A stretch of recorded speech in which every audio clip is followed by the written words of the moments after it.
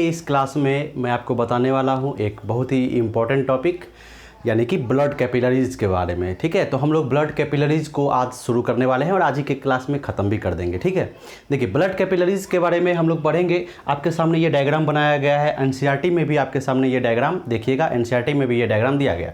तो आप सोच रहे होंगे कि सर आप ब्लड वेसल्स के बारे में पढ़ाने वाले हैं, तो फिर आप ये जो आपने पिछले क्लास में बनाया था, फिर आप ये क्यों बता रहे हैं? तो मैंने ये डायग्राम इसलिए लिखा है ताकि आपको समझने में आसानी हो, आपके इजीली बनाने के लिए टॉपिक को मैंने यहाँ पर क्या कर दिया, इसको भी साथ साथ लिख दिया है ताकि कोई भी दिक्कत आपको किसी भी तरह से ना हो। चलिए, तो हम यहाँ पर पढ़ने वाले हैं ब्लड कैपिलरीज़ के बारे में, ब्लड वेसल्स के बारे में, ब्लड वेसल्स के बारे में। ठीक है, जैसा कि पहले ही मैंने आपको बताया था, जब मैंने क्लास शुरू किया था तो मैंने आपको बताया था कि सर्कुलेटरी सिस्टम में एक तो मेन ऑर्गन होता है हमारा जो हार्ट है, इसके अलावा ब्लड वेसल्स होते हैं और इसके अलावा क्या होता है, ब्लड होता है। ठीक है ना। चलिए, तो ब्लड वेसल्स क्या होते हैं? ये ब्लड वेसल्स हमारे पूरे बॉडी में, हमारे पूरे बॉडी के जितने भी ऑर्गन्स हैं, लगभग हर एक जगह ये ब्लड वेसल्स पहुँचे हुए हैं। क्यों पहुँचे हुए हैं? इसका क्या काम है? इसका काम है ब्लड को अपने थ्रू कैरी कराना, ब्लड को अपने थ्रू लेकर जाना अलग अलग ऑर्गन्स तक, अलग अलग ऑर्गन्स तक। ठीक है, तो ये ब्लड वेसल्स कितने तरह के होते हैं? ये 3 तरह के होते हैं। ठीक है, एक तो आपका आर्टरीज होता है, एक तो वेन्स होता है, ठीक है, और एक कैपिलरीज होता है। ठीक है, कैपिलरीज को मैं साइड में लिख रहा हूं क्योंकि इसको मैं बाद में बताऊंगा। पहले मैं आर्टरीज और वेन्स के बारे में यहां पर डिस्कस कर लेता हूं। ठीक है, देखिए ब्लड वेसल्स क्या होते हैं, कुछ इस तरह से ब्लड वेसल्स, ये ट्यूब लाइक स्ट्रक्चर है, एक नेटवर्क है, एक कनेक्शन है जो हमारे पूरे बॉडी में फैला हुआ है, बॉडी के हर एक ऑर्गन्स तक इसका कनेक्शन है। ठीक है, इस तरह के ट्यूब होते हैं ये, और जो ब्लड होता है, जो पंप होते हैं हमारे हार्ट से, वो इसी ब्लड वेसल्स के थ्रू क्या होते हैं, वो हमारे पूरे बॉडी में सर्कुलेट करते हैं, पूरे बॉडी में पहुंचते हैं। अब चूंकि आप जानते हैं कि ब्लड को क्या करना है, हमारे बॉडी के हर एक ऑर्गन्स तक पहुंचना बहुत ही ज़्यादा ज़रूरी है। ठीक है, क्योंकि उस ब्लड में बहुत सारे सर्कुलेटिंग मीडियम में बहुत सारी चीज़ें होती है, जैसे कि एब्जॉर्ब्ड फूड होते हैं, जैसे कि ऑक्सीजन होती है, जैसे कि न्यूट्रिएंट्स होते हैं, ठीक है, एंजाइम्स होते हैं, हार्मोन्स होते हैं। इन सब चीज़ों को अलग अलग साइट्स पर, अलग अलग टिश्यू और ऑर्गन तक क्या करना है, पहुंचना है, इसी सर्कुलेटिंग मीडियम ब्लड के थ्रू। और ब्लड किसके थ्रू जा रहा है? तो ब्लड इस ट्यूब के थ्रू जा रहा है हमारे अलग अलग बॉडी पार्ट्स में। अब क्वेश्चन ये आ सकता है आपके मन में कि सर इस ब्लड वेसल्स की आवश्यकता क्या है? डायरेक्ट हमारे हार्ट में ब्लड आए और हार्ट पंप करके ब्लड को चारों बगल जो है, चारों साइड जो है वो क्या कर दे, पंप कर दे एक ही साथ। ठीक है, क्यों, क्या जरूरी है कि इस कैपिलरीज में इस ब्लड वेसल्स के थ्रू ही ब्लड को ले जाया जाए, है ना? अब सिंपल सी बात है, समझिए, 2 तरह की सर्कुलेशन होती है, एक ओपन सर्कुलेशन होती है और एक क्लोज सर्कुलेशन होती है। ओपन सर्कुलेशन कहाँ होता है? तो ये स्मॉलर ऑर्गेनिज्म में होते हैं, जो छोटे ऑर्गेनिज्म हैं, जो छोटे एनिमल्स हैं, इनमें क्या होता है, ओपन सिस्टम होता है। क्यों? क्योंकि हार्ट अगर पंप करके डायरेक्ट क्या करे, ब्लड को चारों ओर क्या कर दे, एक ही बार में पंप कर दे, तो क्योंकि बॉडी स्ट्रक्चर छोटी है तो पूरे बॉडी में ब्लड क्या चले जाएगा, पहुंच जाएगा। दूसरी बात है कि उनको एनर्जी की रिक्वायरमेंट भी कम है, तो ब्लड का भी जो सर्कुलेशन है अगर लो भी रहेगा तो कोई दिक्कत नहीं होती है। लेकिन जैसे कि हम लोग हैं, हायर एनिमल्स हैं, तो हम लोगों को ऑक्सीजन की रिक्वायरमेंट बहुत अधिक है, ऑक्सीजन की रिक्वायरमेंट बहुत अधिक है। तो इस ब्लड को सिस्टमेटिक तरीके से, ठीक है, एक हम कह सकते हैं एक सिस्टमेटिक वे से हमारे बॉडी के अलग अलग पार्ट्स में उसको पहुंचाना है। अगर सिर्फ हार्ट से अगर ब्लड को पंप करके ही इसी तरह से कर दिया जाता, क्या कि स्प्रेड कर दिया जाता है ब्लड को, तो ये हमारे बॉडी के हर एक ऑर्गन्स में सेम क्वांटिटी में ये नहीं पहुंच पाते, जिसके कारण किसी ऑर्गन में ब्लड की कमी हो जाती, ऑक्सीजन की कमी हो जाती, किसी ऑर्गन में जो है ब्लड बहुत ज़्यादा चला जाता। ठीक है, तो जो हमारी एनर्जी की रिक्वायरमेंट है वो हर एक सेल्स और टिश्यू में जो रिक्वायरमेंट है वो पूरा नहीं हो पाता। इसीलिए हमें क्या है, ह्यूमन को क्या है, जो मल्टी सेलुलर ऑर्गेनिज्म है उसमें क्लोज सिस्टम होता है, सर्कुलेशन का क्लोज सिस्टम होता है। Close system means blood is circulated with in these tubes, that is artery, veins and capillaries. समझ में आ रहा है? हर एक जगह ब्लड जो है वो हार्ट में भी जा रहा है तो ट्यूब्स के थ्रू ही जा रहा है, हार्ट से निकल भी रहा है तो ट्यूब्स के थ्रू ही जा रहा है, और बॉडी के अलग अलग ऑर्गन्स तक भी जा रहा है तो ट्यूब्स के थ्रू ही जा रहा है। That tubes is artery, veins and capillaries. Okay students, समझ में आ गया? तो क्या है ये हमारा ब्लड वेसल्स? ये ब्लड वेसल्स हमारे ट्यूबुलर स्ट्रक्चर हैं, एक कनेक्शन है जो हमारे बॉडी के डिफरेंट पार्ट्स तक पहुंचे हुए हैं। इनका काम है ब्लड को क्या कराना? सप्लाई कराना, सर्कुलेटिंग मीडियम को एक जगह से दूसरी जगह ले जाना। चलिए अब हम बात करते हैं सबसे पहले आर्टरीज और वेन्स के बारे में। ठीक है, तो हम यहाँ क्या करेंगे कि आर्टरीज और वेन्स के बीच में डिफरेंसेस को देखेंगे, तो इसी डिफरेंस से हमारा हर एक चीज क्या हो जाएगा? क्लियर हो जाएगा। चलिए फर्स्ट डिफरेंस देखिए, आर्टरी के बारे में जो फर्स्ट डिफरेंस हम लिख सकते हैं कि आर्टरी का फंक्शन क्या है। ठीक है, ये क्या करते हैं? तो ये ब्लड को हार्ट से क्या करते हैं? दूर ले जाते हैं। ठीक है, मैं यहां पर लिख देता हूं, takes blood away from heart, away from heart. Okay, and veins takes, ये क्या करेंगे? Takes blood away from heart, heart से क्या करेंगे? ब्लड को दूर ले जाएंगे। और वेन्स क्या करेंगे? ये क्या करेंगे? ब्लड को हार्ट के तरफ ले जाएंगे, टुवार्ड्स दी हार्ट। ठीक है, takes blood towards the heart. अब चलो बच्चों देखते हैं इसका मतलब समझते हैं। Takes blood away from heart, यानी जितने भी हमारे आर्टरीज होते हैं, विथ नो एक्सेप्शन, कोई भी अपवाद यहाँ एक्सेप्शन नहीं है, जितने भी आर्टरीज होते हैं वो क्या करते हैं कि ब्लड को हार्ट से दूर ले जाते हैं। अब चलिए इस डायग्राम से समझिए। ठीक है, देखिए ये हमारा पल्मोनरी आर्टरी है, ये हमारे पल्मोनरी वेन्स है, सॉरी ये हमारे पल्मोनरी वेन्स है, ये पल्मोनरी आर्टरी, ये पल्मोनरी वेन्स है, ये वेना कावा है, ये भी एक वेन्स है, ये एओर्टा है, ये एक आर्टरी है। समझ में आ गया?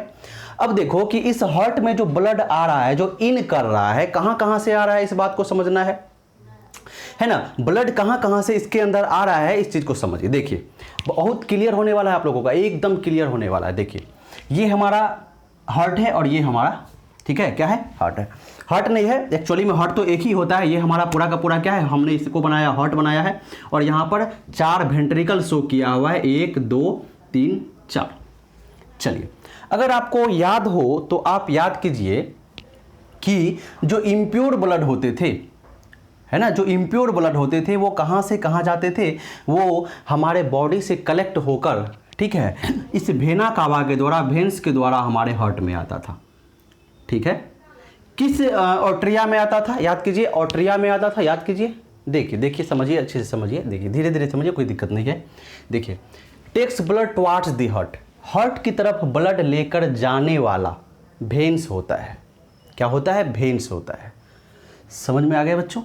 तो देखो हमारा यहाँ पर एक वेन्स है, पल्मोनरी वेन्स है, ये ब्लड लेकर आ रहा है, लंग्स से ब्लड लेकर आ रहा है। कौन सा ब्लड लेकर आ रहा है? प्योर ब्लड लेकर आ रहा है।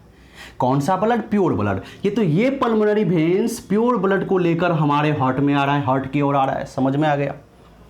एक वो वेन्स समझ में आया, ठीक है। दूसरा वेन्स, एक ये वेना कावा भी, ये क्या है? एक वेन्स है।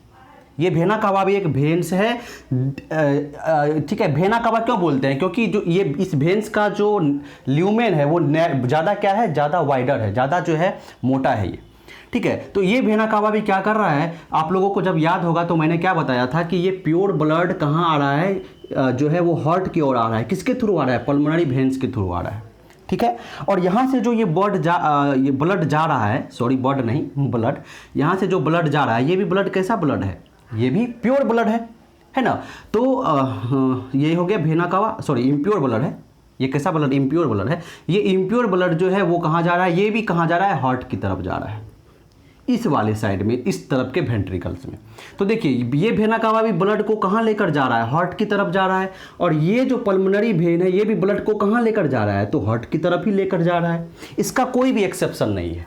तो veins takes blood towards the heart and artery takes away from the. अब आर्टरी को देखिए, यहाँ पर ये एओर्टा है, ये भी एक आर्टरी है with more lumen, wider lumen, ठीक है।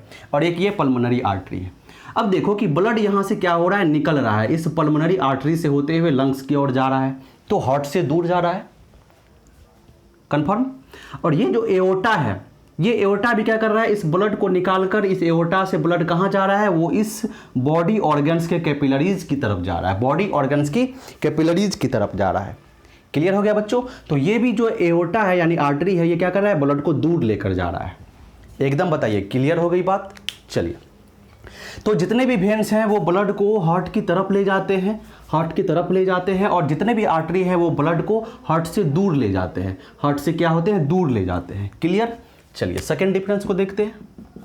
अब देखिए सेकंड डिफरेंस ये है इस कंडीशन में कि जितने भी आर्टरी है वो कहाँ से शुरू होते हैं, वो हार्ट से शुरू होते हैं। arises from heart arises from heart and ends to capillaries ठीक है। और इसके अंदर हम क्या देखने वाले हैं, ये तो एराइज हो रहा है मतलब निकल रहा है, हार्ट से शुरू हो रहा है, और ये क्या होगा, ये arises from capillaries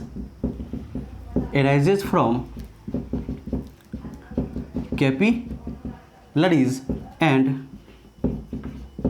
ends to heart arises from capillary and ends to heart। अब इस स्टेटमेंट को समझना है।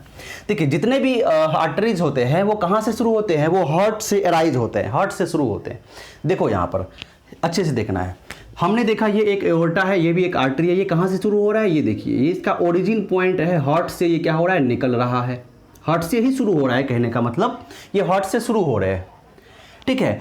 और एंड कहाँ हो रहे हैं, ये कैपिलरीज पर एंड हो रहे हैं। देखिए यहाँ से जब ये आर्टरीज, ये एओर्टा निकला तो ये कहाँ चले गए, ये डिफरेंट बॉडी पार्ट्स में चले गए, वहाँ पर टिश्यू है, वहाँ पर कैपिलरीज में चले गए। तो कहाँ एंड हो रहे हैं, ये कैपिलरीज में एंड हो रहे हैं।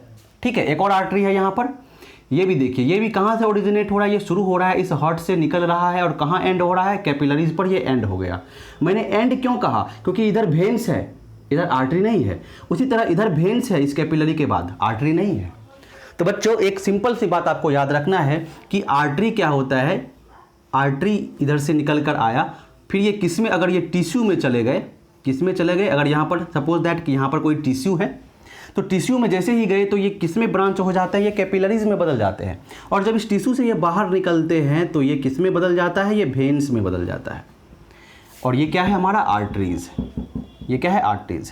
अब सिंपल सी बात है कि आर्टरी जो है ये प्योर ब्लड को कैरी कर रहा है, O2 को कैरी कर रहा है, और जैसे ही यहाँ पर ये आएगा तो यहाँ से O2 क्या हो जाएंगे, यहाँ से O2 निकलेगा और इसमें CO2 बन जाएगा, है ना।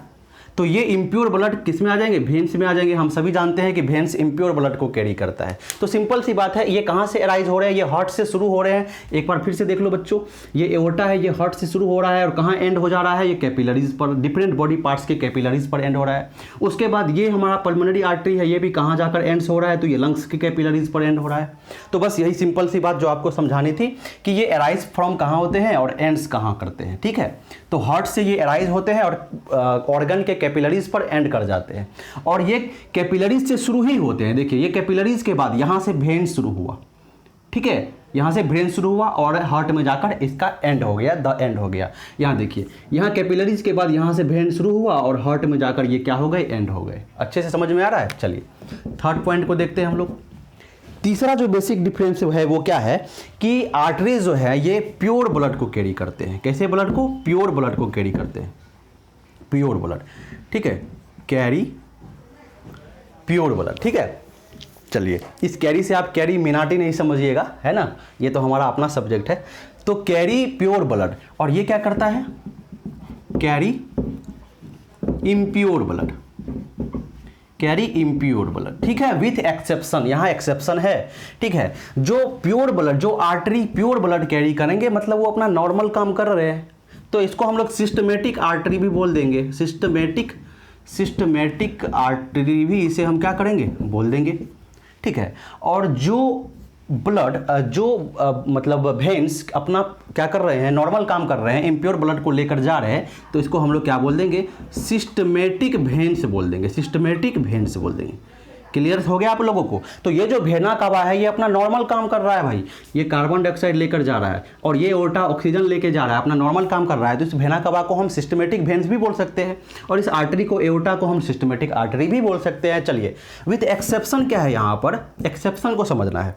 एक्सेप्शन ये है कि पल्मोनरी आर्टरी, देखो ये क्या है पल्मोनरी आर्टरी, एक्सेप्शन है पल्मोनरी आर्टरी, पल्मोनरी आर्टरी हमारा एक्सेप्शन है। उसी तरह इसमें भी एक्सेप्शन क्या है पल्मोनरी वेन्स, पल्मोनरी वेन्स। आप बोलेंगे कैसे सर, कैसे बताइए जरा, तो समझिए आप, समझिए मेरे प्यारों से बच्चों, छोटे से बच्चों, अच्छे से समझिए। देखिए प्योर ब्लड सिस्टमेटिक आर्टरी जो है, प्योर ब्लड यानी जितने भी आर्टरी हैं जो प्योर ब्लड को कैरी कर रहे हैं, अपने नॉर्मल फंक्शन को शो कर रहे हैं, that is called systematic artery and that artery that veins that show their normal condition यानी कि normal function, that is systematic veins, यानी इम्प्योर ब्लड को कैरी कर रहे हैं। दो एक्सेप्शन, एक इसमें पल्मोनरी आर्टरी, देखो यहाँ से हार्ट से ये निकल रहा है, हार्ट से निकल रहा है, इसके अंदर जो है कार्बन डाइऑक्साइड है भाई, क्या है कार्बन डाइऑक्साइड है, याद करो याद करो याद करो, सर्कुलेशन, ठीक है।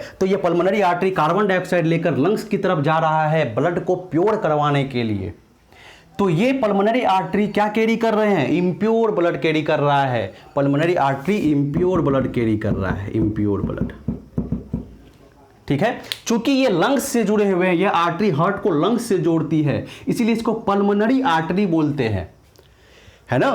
पल्मोनरी शब्द का मतलब ही लंग्स होता है, ठीक है, समझ में आ गया। अब चलिए यहां पर देखिए, ये जितने भी वेन्स हैं वो क्या करते हैं, वो इम्प्योर ब्लड को कैरी करते हैं। देखो यहां पर ये वेना कावा इम्प्योर ब्लड को कैरी कर रहा है, ठीक है ना। तो ये वेना कावा क्या कहलाएगा आपका, बताओ, ये वेना कावा कहलाएगा सिस्टमेटिक वेन विथ एक्सेप्शन। यहां भी क्या है एक्सेप्शन है, कौन सा एक्सेप्शन है, देखिए यहां पर, देखिए यहां पल्मोनरी वेन्स जो है, यहां पर जो ये पल्मोनरी वेन्स है ये क्या लेकर जा रहा है, ये ऑक्सीजन लेकर जा रहा है, ऑक्सीजन लेकर जा रहा है। पल्मोनरी वेन्स जो है ये प्योर ब्लड को कैरी कर रहा है, लंग्स से कहाँ लेकर जा रहा है, हार्ट की ओर लेकर जा रहा है। तो देखो यहां पर क्या हो रहा है, यहां पर ऑक्सीजन की एंट्री हो रही है ना, या ऐसे समझो, ऐसे समझो, इसको हटाओ, इधर से कार्बन डाइऑक्साइड जा रहा है किसमें, इसमें कार्बन डाइऑक्साइड आ गया और इधर से क्या बन गया, ऑक्सीजन बन गया, है ना। ये क्या करेगा, ये ऑक्सीजन बाहर से लेकर प्योर कर देगा।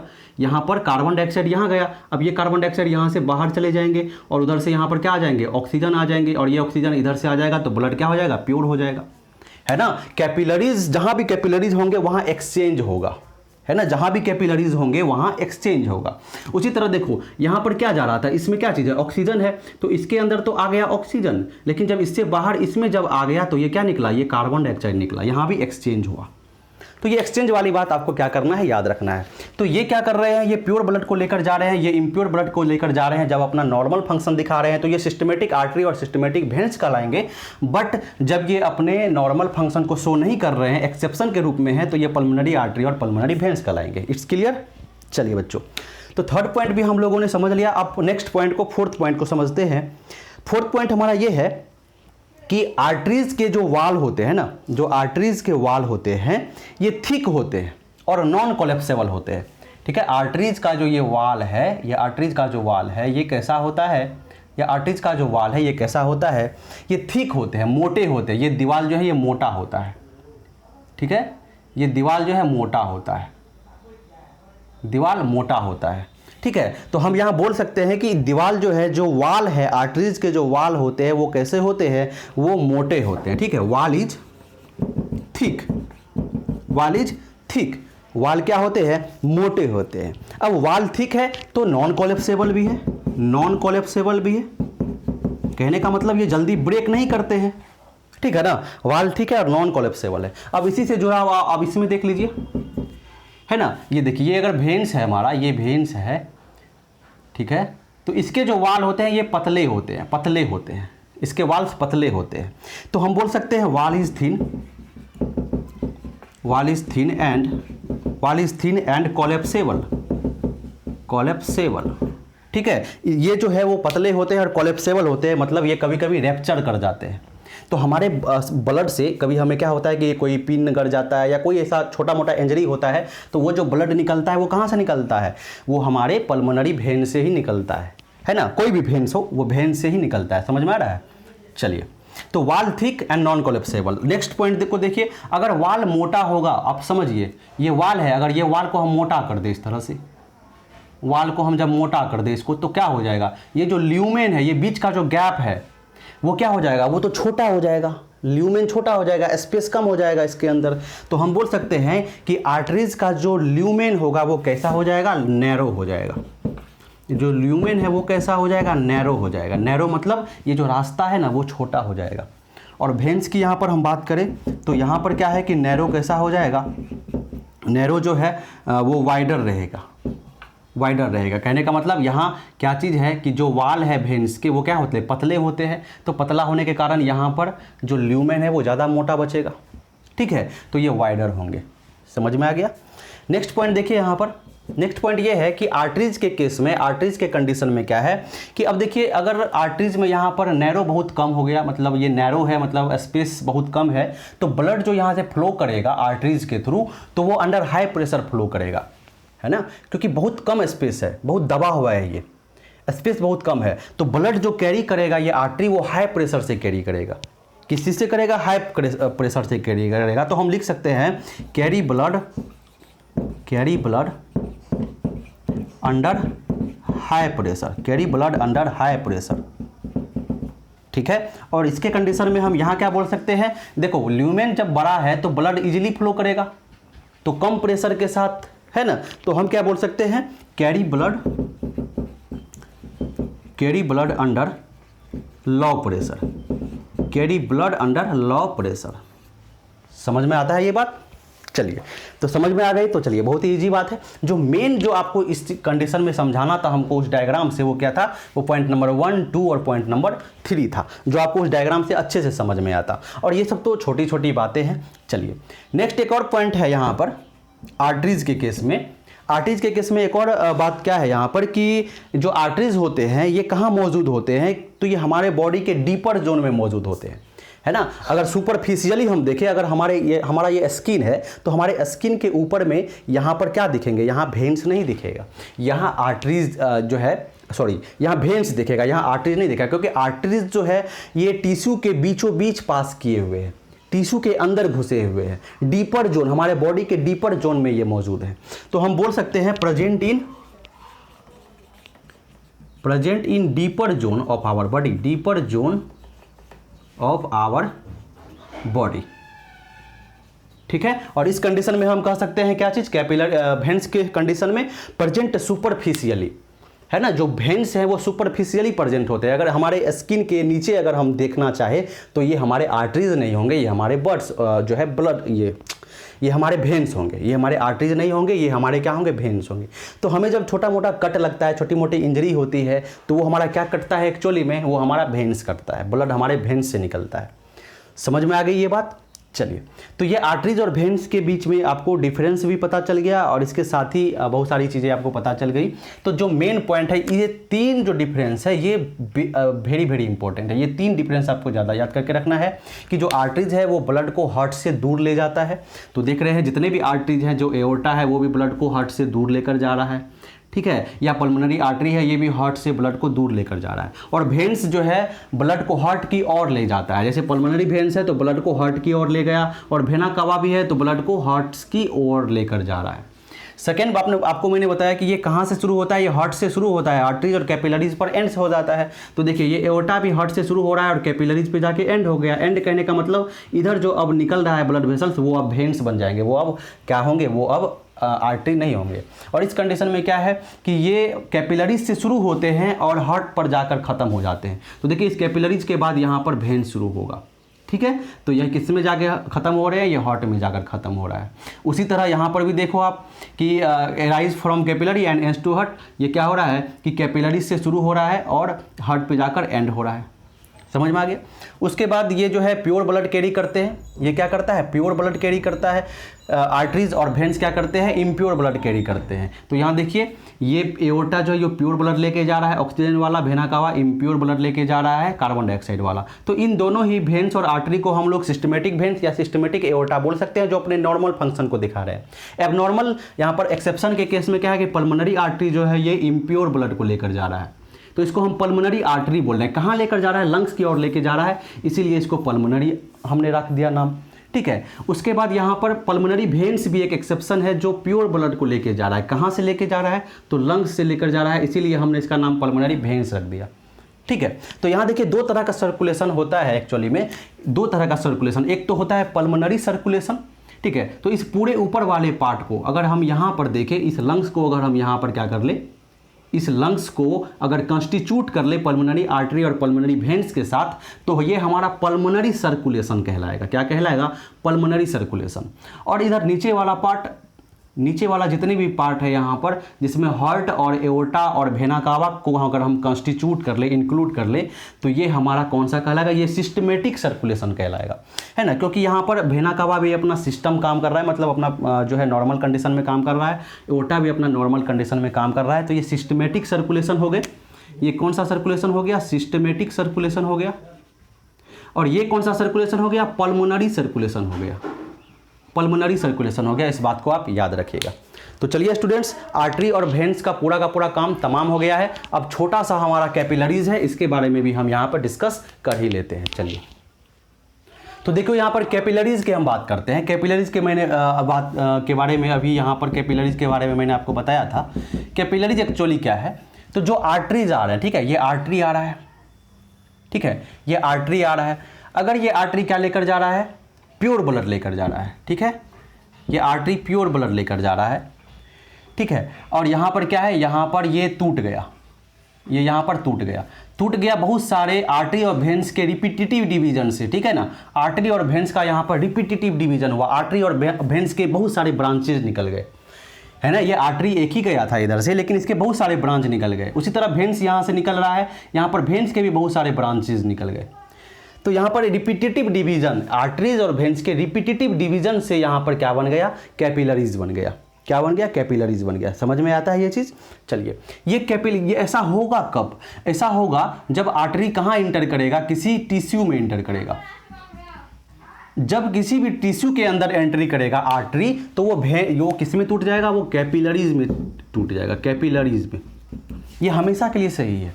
ये क्या है? हमारा आर्टरी है, और ये क्या है? हमारा इधर वेन्स है। ये क्या है? हमारा वेन्स, ठीक है। यहाँ पर हम इस कंडीशन को नहीं ले रहे हैं, पल्मोनरी आर्टरी को नहीं ले रहे हैं, हम यहाँ पर सिस्टमेटिक आर्टरी को ले रहे हैं, नॉर्मल आर्टरी को ले रहे हैं, ठीक है ना। यहाँ पर हम नॉर्मल वेन्स को ले रहे हैं और इस कंडीशन को देख रहे हैं। तो आर्टरी क्या होगा कि आर्टरी यहाँ से ब्लड जो है ऑक्सीजन वाला जो है लेकर जाएगा, और टिश्यू के अंदर जैसे ही ये घुसेगा तो ये बहुत सारे ब्रांचेज में टूट जाएंगे।